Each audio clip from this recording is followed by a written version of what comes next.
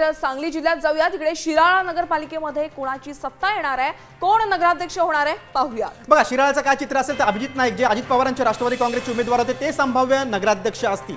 बघा, शिराळ्यातलं चित्र काय असेल, अजित पवारांच्या अभिजित नाईक जे उमेदवार होते ते संभाव्य नगराध्यक्ष असतील। आणि शिराळामध्ये त्यांचे किती नगरसेवक निवडून येतील काय अंदाज आहे बघा, 10 नगरसेवक अजित पवारांच्या पक्षाचे निवडून येतील आणि सत्तेची चावी त्यांच्याकडे जाईल असा अंदाज आहे। आणि यावर आमचे प्रतिनिधी शिवाजीराव चौगुले यांनी काय अंदाज व्यक्त केलेला आहे तो देखील पाहूयात। शिराळा नगरपंचायतच्या नगराध्यक्षपदासाठी एकूण 8 उमेदवार निवडणूक रिंगणात उभे होते।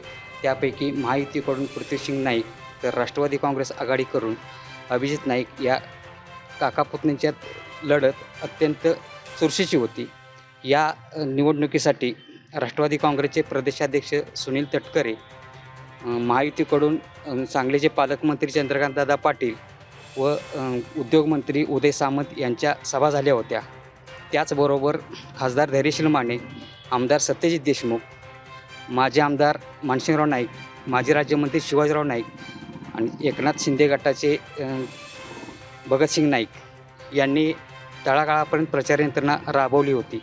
गतवेळी या नगरपंचायतीवर राष्ट्रवादीची एक हाती सत्ता होती, मात्र आता दोन्ही बाजूने आम्हीच नंबर 1 राहू असा दावा केला जात असला तरी या निवडणुकीमध्ये राष्ट्रवादी काँग्रेसचे पारडे जड असल्याचे लोकांच्यातून बोलले जात आहे।